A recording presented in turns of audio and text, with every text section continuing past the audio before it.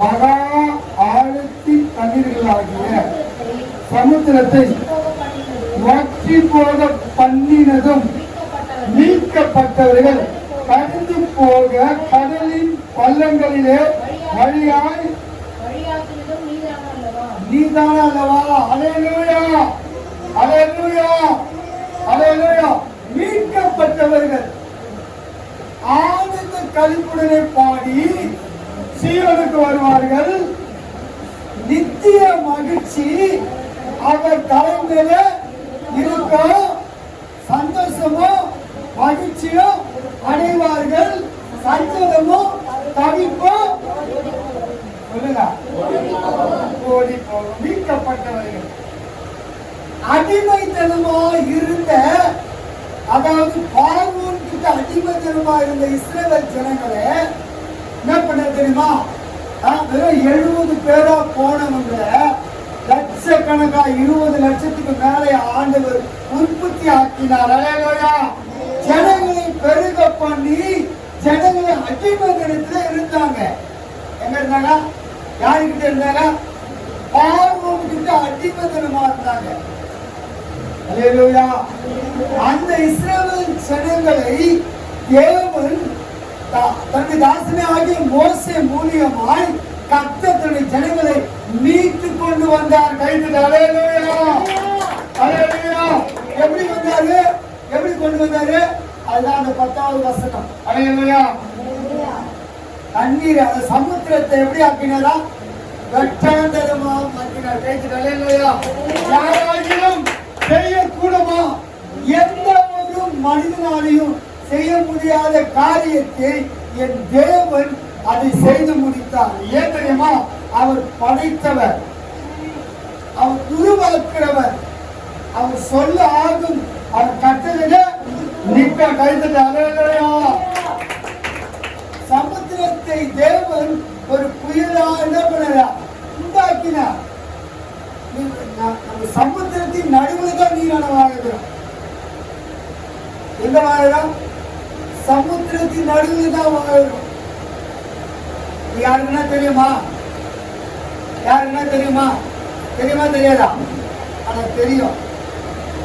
மனிதனுக்கு தெரியும், ஒரு சிலருக்கு தெரியும். இந்த சமுத்திரமே தேவன் படைத்த அந்த சமுத்திரம் அப்படியே வெளியே வந்தா. எங்க வந்தா? வெளியே வந்தா என்ன ஆகுது? உலகத்துல மக்கள் வாழ முடியுமா? முடியுமா? முடியாதா? வாழ்வதற்கு வாய்ப்பே இல்லை. எதுவுமே விசுவாசிக்க. ஆனாலும் கூட அதற்கு ஒரு எல்லையை என்ன பண்ணிருக்கிறார்? தேவன் நியமிச்சு வச்சிருக்கிறார். இதுக்கு மிஞ்சி வா, அதுக்கு மிஞ்சி தான் பண்ணத வராது என்று தேவன் ஒரு கட்டளை கொடுத்தார். அதனால்தான் அது அங்க இருக்குது. எங்க இருக்குது? அது எல்லையை விட்டு கடக்காதபடி அது அங்கேயே இருக்குது. தேவன் சொன்னார்னா அது வெளியே வர்றதுக்கு ஒரு நிமிஷம் ஆகாது. அல்லேலூயா. ஒரு நிமிஷம் ஆகாது. தேவன் நினைச்சாருன்னா மனிதன் என்ன பண்ண முடியும்? அழிக்க முடியுமா? முடியாதா? அவர் நினைச்சாருன்னா ஒரு இமை பொழுது மனிதனை அப்படியே முடிச்சுடுவார். ஏன் நம்ம முடியல? இன்னும் நம்ம என்ன பண்ணா? மனம் திரும்ப வேண்டும். அல்லேலூயா. இன்னும் நம்ம என்ன பண்ணோம்? இன்னும் நம்ம வாழ்க்கையை சரி பண்ணணும். நீ என்ன யாரு? நீ என்ன யாருங்க? பிள்ளைகள், கர்த்தரால் மீட்கப்பட்டவங்க, சாதாரணமான பிள்ளைகள் இல்ல. இல்லையா? உலகத்துக்கு உனக்கு என்ன இல்ல? உலகத்துக்கு உனக்கு என்ன இல்ல? எப்பவுமே சொல்லணும், உலகத்தோட கூட உலகத்துக்கும் நமக்கும் சம்பந்தம் இல்லை. உலகத்துல கர்த்தர் என்ன பண்ணாரு? வாழ வச்சிருக்கிறார். கர்த்தருக்கு சோத்துக்கள். இதை மாத்திரம் நீ என்ன பண்ண? ஒவ்வொரு நாளும் வாழ்க்கையில நடந்து கொள்வார். நான் தேவனால் மீட்கப்பட்டவன். தேவன் எப்போது வந்தாலும் அவர் நான் சந்திக்கவே இருக்கலாம், நான் ஆயத்தமா இருக்கணும். அல்லேலூயா. அப்படின்ற உணர்வு எப்பவுமே நமக்குள்ள என்ன பண்ணா? 43ஆம் அதிகாரம் முதல் வசனத்தை வாசிக்கலாம். முதல் வசனம் யோசிச்சுவா. இப்பொழுது யாக்கோபை உன்னை சிருஷ்டித்தவரும் இஸ்ரவேலே உன்னை உருவாக்குறமாகிய கர்த்தர் சொல்லுகிறதாவது பயப்படாதே, நான் உன்னை மீட்டுக் கொண்டே. கைத்தனாக நான் உன்னை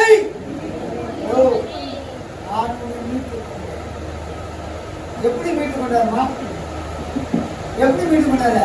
தன் ஜீவனையே கொடுத்து மீட்டுக் கொண்டார். கைத்தனாக உனக்காக எனக்காக அவர் தன்னுடைய உயிரிய தியாகமாய் கொடுத்து உன்னை அவனை மீட்டு எடுத்து கொண்டார். கைத்தனாக அவரை போல இந்த உலகத்துல நல்லவன் ஒருவனுமே இல்லை. இதை முதல் நீ தெரிஞ்சுக்கணும்.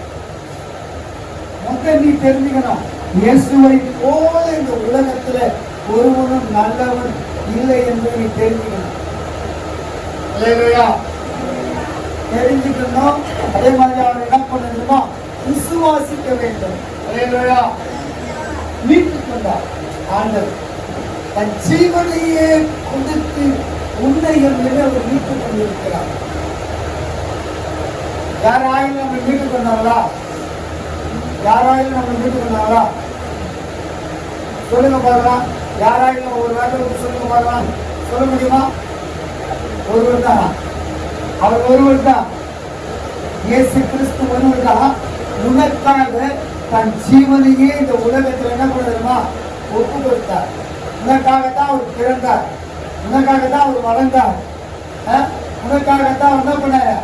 தன்னுடைய ஜீவனையை சிலுவையில ஒப்பு கொடுத்தார். நீ நானும் மறிக்க வேண்டிய அந்த இடத்துல உன்னை மீட்டு எடுப்பதற்காக அவர் தன்னுடைய ஜீவனையை கொடுத்தார். அல்லேலூயா. அவரை போல இந்த உலகத்துல ஒருவனும் இருக்கிறாங்களா இல்லையா? இல்லைங்க. இயேசுவை போல உலகத்துல ஒருவன் நல்லவன் இல்லை அப்படின்னு தான் பைபிள் சொல்லுது.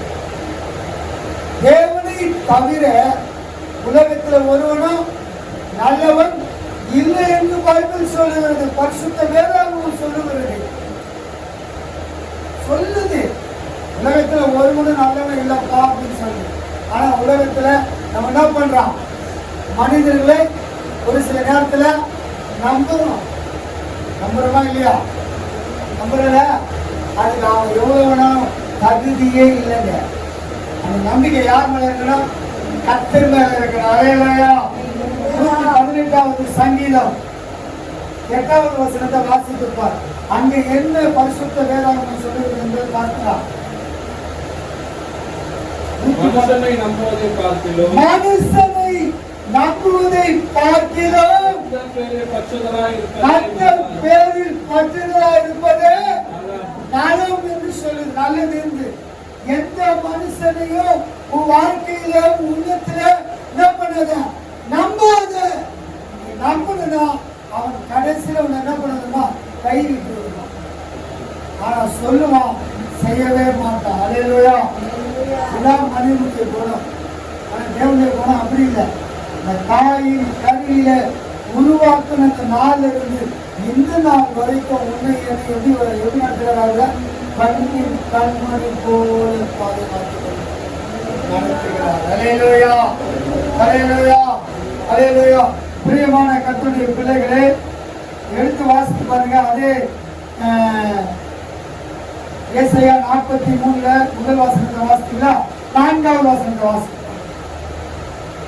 4வது வாசனம். நீ என் பார்வைக்கு அருமையானபடினால் கனம் பெற்றாய். நானும் உன்னை சிநேகித்தேன். ஆதலால் உனக்கு பதிலாக மனுஷர்களையும் உன் ஜீவனுக்கு ஈடாக ஜனங்களையும் கொடுப்பேன். அல்லேலூயா. அவர்கிட்ட கரெக்டா அவர் எல்லாமே கொடுப்பார். கொடுப்பாரா? கொடுக்க மாட்டாரா? ஜீவனை கொடுத்தவர் இதை கொடுக்க மாட்டாரா? அதற்காக என்ன கொடுத்தாரு? ஜீவனை கொடுத்தாரு. நீ அவருடைய பார்வையில் எப்படி இருக்கிற? வாழ்க்கையில அனுதினமும் வாழ்க்கையில என்ன இருக்கணும்? ஜெபம் இருக்கணும். தேவன் உன் சத்தத்தை கேட்கிறவராய் காணப்படணும். தேவன் உன் சத்தத்தை கேட்கிறவராய் இருக்கணும். நீ அவருடைய சத்தத்தை நீ கேட்கணும். அல்லேலூயா. அவன் உன் சத்தத்தை கேட்கணும். நீ அவருடைய சத்தத்தை கேட்டீங்கன்னா உன் வாழ்க்கை எப்படி இருக்கான்? அழகா போகும். அந்த வழியில ஓட்டணும் என்ன பண்ண மாட்டான், வருவே அப்படி வந்தாருன்னா உடனே உனக்கு அவர் சொல்லுவார், உன்னை நினைப்பு ஊட்டுவார். அல்லேலூயா. அவர் சொல்லிக் கொடுக்கிறவர், அவர் கற்றுக் கொடுக்கிறவர், அவர் போதிக்கிறவர். அல்லேலூயா. மனிதனை நல்வழிப்படுத்துகிறவர் அவர். நல்ல அவர் சொல்லிக் கொடுக்கிறதுனால தான் இந்த வழியில் நடக்கிறதுனால தான் இன்னைக்கு நம்ம மதிப்பு மரியாதை. அல்லேலூயா. இன்னைக்கு இந்த மதிப்பு மரியாதை இது அவரு எனக்குள்ள இல்லைன்னா எனக்கு மதிப்பும் மரியாதையும் இல்லவே இல்லை. அல்லேலூயா. அதுதான் நான் தெரிஞ்சு கொண்டது, அதுதான் நான் கற்றுக்கொண்டது. அல்லேலூயா. அவர் இல்லைன்னா எனக்கு என்ன இல்லை, அவர் எனக்குள்ள இல்லைன்னா எனக்கு மதிப்பு இல்லை, மரியாதை இல்லை, கனம் இல்லை. கனவில தான் எனக்கு இருக்கும். ஆனா அவர் உங்க உள்ளத்துல இருப்பாரானால் உங்களுக்கு என்ன கிடைக்கும்? கனம் கிடைக்கும். இல்லையா? மதிக்காதவளா உன்னை மதிப்பான். எத்தனை பேர் விசுவாசிக்கிறீங்க? எத்தனை பேர் விசுவாசிக்கிறீங்க? உன் மேல அவர் இருக்கிற அத்தனை உள்ளவரா இருக்கிறார். நீ உன்னுடைய பார்வையில அருமையான கூறினால் கனம் பெற்றவளாக இருக்கிற என்பதை மறந்துறாங்க. அல்லேலூயா. அல்லேலூயா. நீ நான் அவருடைய பார்வையில கனம் பெற்றவர்கள். அது மாத்திரம் இல்ல, எடுத்து வாசித்து பாருங்க. அதே ஏசாயா எழுதின தீர்க்கதரிசி புஸ்தகம் 54ஆம் அதிகாரம் 5-8 வசனங்களை வாசிக்கலாம்.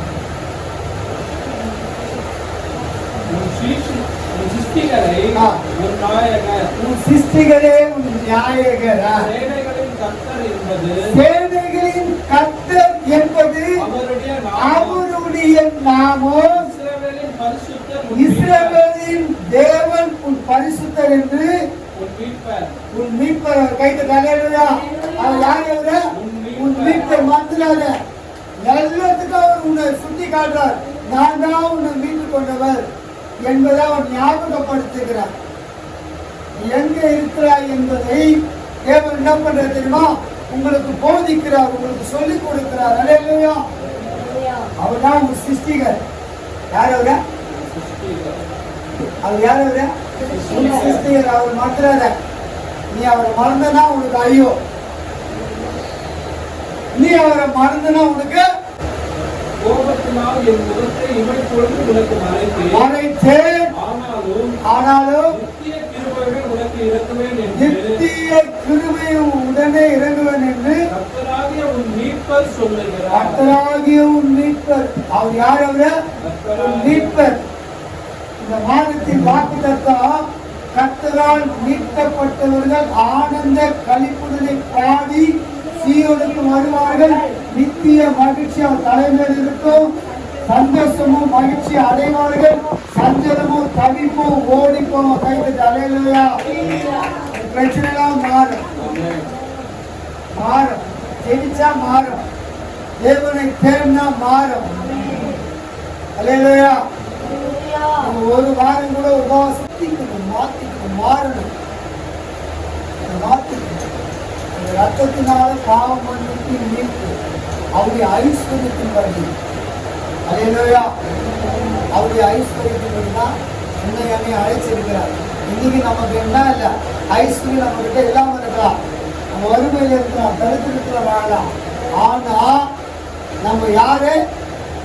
கிறிஸ்துவின் படி, கிறிஸ்துவுக்கு நம்ம யாரு? ஐஸ்வர்யவான் என்று சொல்லுகிறது. அல்லேலூயா. நம்முடைய குறைகளெல்லாம் கிறிஸ்து இயேசு என்ன பண்ணுவாராம்?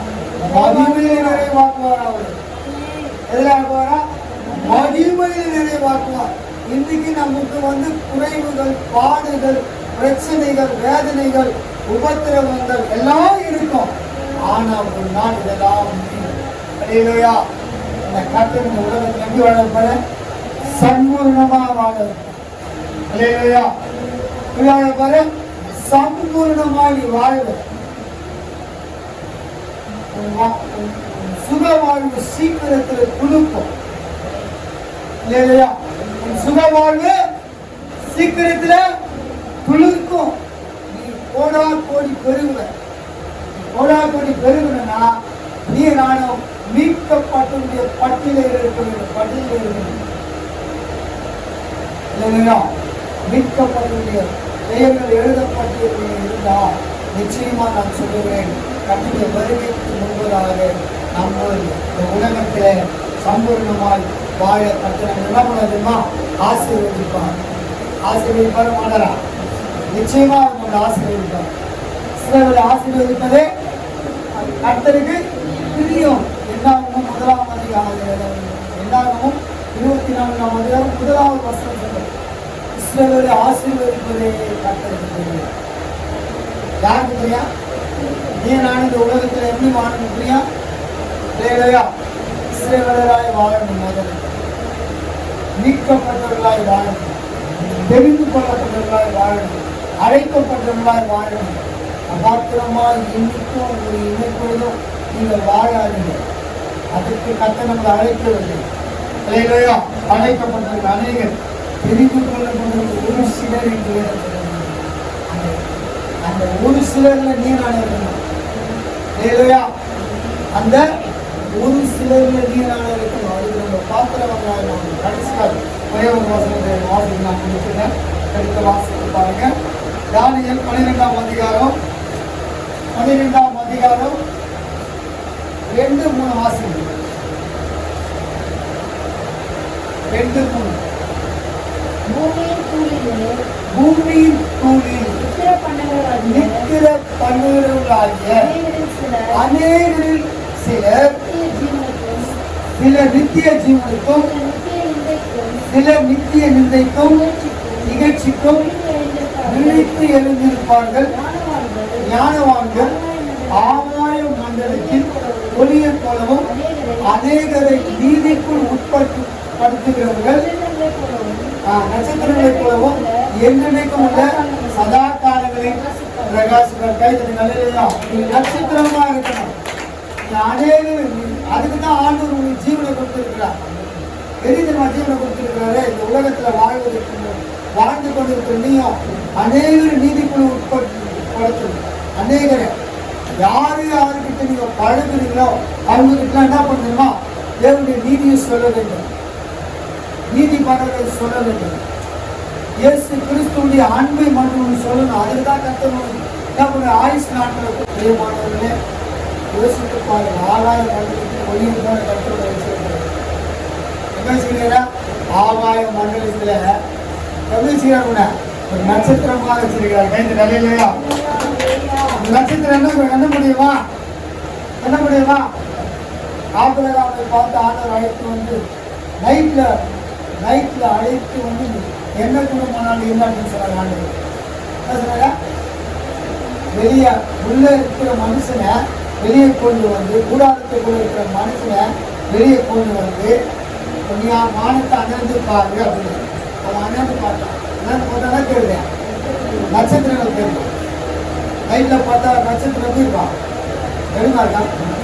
இப்ப தெரியுமா நட்சத்திரம்? ஏன் வெளிச்சம் என்ன பண்ணிச்சு? மறைச்சிச்சு. இதுதான் வித்தியாசம். வெளிச்சம் மறைக்கப்பட்டது. ஆனால் நைட்ல கரெக்டா கொண்டு வந்து ஆலயம் பார்த்தால் என்ன முடியலையே. இப்படியான ஒரு சந்ததி என்ன பண்ணுங்க பெருகப்படுது அப்படின்னு சொன்னார். இல்லையா? நீங்க அவருடைய பிள்ளைகளா இருக்கிறது, விசுவாசிகளின் தகவலின் பிள்ளைகளா இருக்கிறது. விசுவாசத்தில் எதுக்கு என்ன பண்ணுறதா? வலிஞ்சு போடக்கூடாது, ஒப்பு கொடுக்க கட்டக்கூடிய காரியங்கள் இந்த வாழ்க்கையை செய்வோம். கண்கள் சோமானது